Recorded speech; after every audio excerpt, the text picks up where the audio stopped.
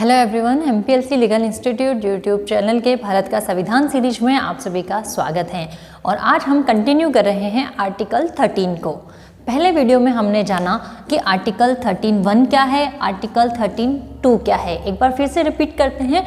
Article 13(1) कहता है संविधान के लागू होने से पहले जो विधियाँ विद्यमान थी, यानी 26 जनवरी 1950 से पहले भारत में जो कानून होते थे, जो नियम, जो रूल्स, जो लॉज होते थे, वो लॉज अगर मौलिक संविधानों के अगेंस्ट है या मौलिक अधिकारों को थोड़ा सा कम भी करते हैं तो वो वॉइड माने जाएंगे। 13(2) कहता है कि संविधान के लागू होने के बाद यानी 26 जनवरी 1950 के बाद राज्य ऐसी कोई विधि नहीं बना सकता है जो मौलिक अधिकारों के अगेंस्ट हो या मौलिक अधिकारों को कम करते हो या किसी के मौलिक अधिकारों को छीनते हो। तो 13(1) और 13(2) हमने देखा था। आज हम देख रहे हैं 13(3) और 13(4). 13(3) विधि की परिभाषा बताता है।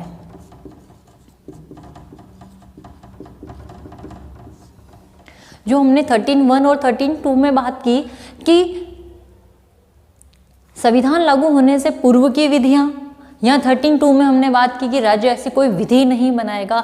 तो ये जो विधि है, इस विधि में क्या क्या आएगा?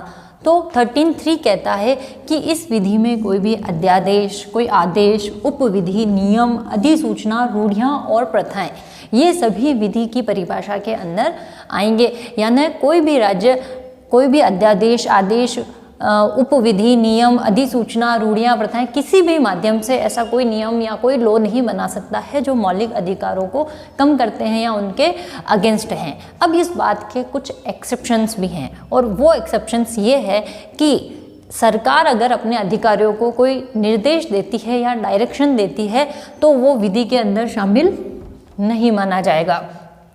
एक एक्सेप्शन है जो पारिवारिक विधि है अपनी, Hindu law and Muslim law, वह विधि के अंदर नहीं माने गए हैं।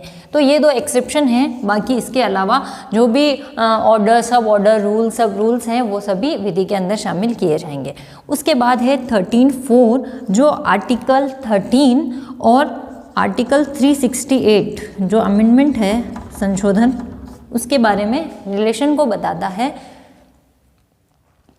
यहाँ आर्टिकल 13 और आर्टिकल 368 के रिलेशन को जानने के लिए यह सवाल उठता है कि जो आर्टिकल 368 है, जो संवैधानिक संशोधन है, क्या अनुच्छेद 13 में जो विधि शब्द दिया गया है उसके अंदर शामिल किया जाएगा?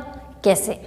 कि जो अनुच्छेद 13 है वो राज्य के लिए एक बाउंडेशन लगा देता है कि राज्य ऐसी कोई विधि नहीं बना सकता है जो मौलिक अधिकारों के अगेंस्ट हो।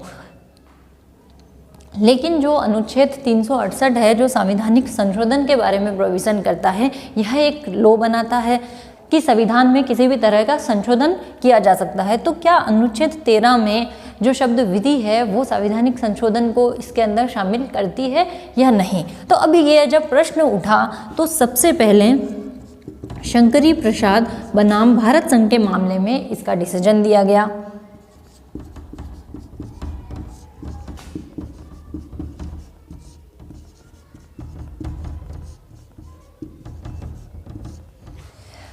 तो शंकरी प्रसाद बनाम भारत संघ का जब मामला आया, यह मामला सन 1951 में जो पहला संविधान संशोधन हुआ था, जिसमें अनुच्छेद 31A और 31B जोड़े गए थे, तो इन आर्टिकल्स की विधि मान्यता को चुनौती दी गई थी। तो जो अपीलांट थे उन्होंने यह कहा कि यह जो अमेंडमेंट किया गया है, क्या यह अमेंडमेंट जो 32 का प्रोविज़न है कि राज्य ऐसी कोई भी विधि नहीं बना सकता है जो मौलिक अधिकारों को कम करती है या अगेंस्ट हो, तो क्या यह जो संशोधन है वो इसके अंदर शामिल किया जाएगा या नहीं किया जाएगा?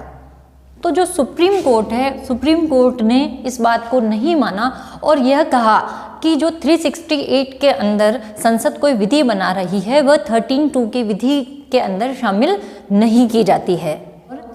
अनुच्छेद 13(2) में जो विधि है उसके अंदर जो विधानमंडल है वो साधारण विधायिनी शक्ति के प्रयोग से जो विधि बनाते हैं वो शामिल है, ना ही संवैधानिक संशोधन की कोई विधि उसके अंदर शामिल की गई है। तो ये जो दोनों विधियां हैं, एक तो संवैधानिक संशोधन की विधि और एक ये जो राज्य द्वारा विधि पारित की जाती है, ये दोनों विधियां, इन दोनों विधियों में अंतर है।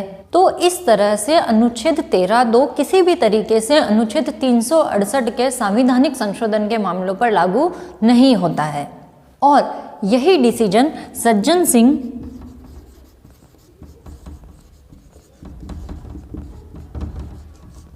बनाम राजस्थान राज्य के मामले में दिया गया। लेकिन गोलकनाथ बनाम पंजाब राज्य का जो मामला था,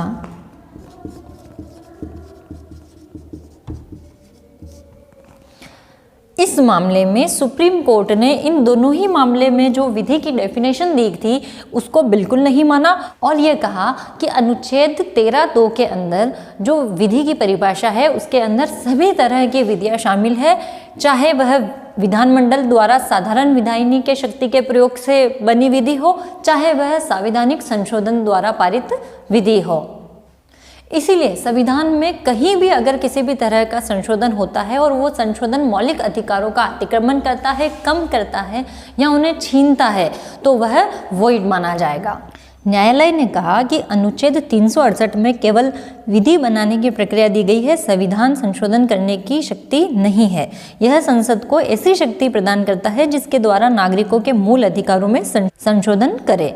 विधि विधि है, चाहे वह साधारण विधि हो या संवैधानिक संशोधन। जब गोलकनाथ बनाम पंजाब राज्य में यह निर्णय आया तब संविधान का 24वां संविधान संशोधन किया गया।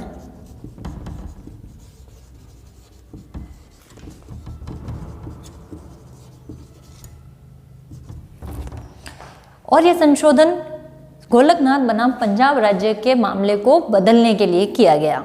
और इस संशोधन में जो अनुच्छेद 13(2) है उसकी डेफिनेशन में चेंज किया गया और इसके अंदर एक सेंटेंस और जोड़ा गया कि 13(2) के अंदर संवैधानिक संशोधन द्वारा पारित जो विधि है वो इसके अंदर शामिल नहीं है। इसके बाद इससे रिलेटेड जो फाइनल डिसीजन था वो आया था केशवानंद भारती बनाम केरल राज्य में, और वह यह था कि जो अमेंडमेंट है 368 उसको आर्टिकल 32 के अंदर चैलेंज नहीं किया जा सकता है। तो यह था आर्टिकल 13(2) और आर्टिकल 368 के बीच में रिलेशनशिप। वैसे ये जो था ये बिल्कुल शॉर्ट में था, इसके बारे में डिटेल हम लोग आर्टिकल 368 और जो संविधान का बेसिक स्ट्रक्चर है उस टॉपिक के अंदर पढ़ेंगे। उसके अंदर फिर से ये सारी जो केसेस हैं इन्हीं के ऊपर हम लोग डिटेल में चर्चा करेंगे। तो इस तरीके से अपना आर्टिकल 13 कंप्लीट होता है। कल से हम बात करेंगे मौलिक अधिकारों के बारे में। तब तक देखते रहिए MPLC legal institute YouTube channel और लाइक कीजिए, शेयर कीजिए और सब्सक्राइब कीजिए। Thank you.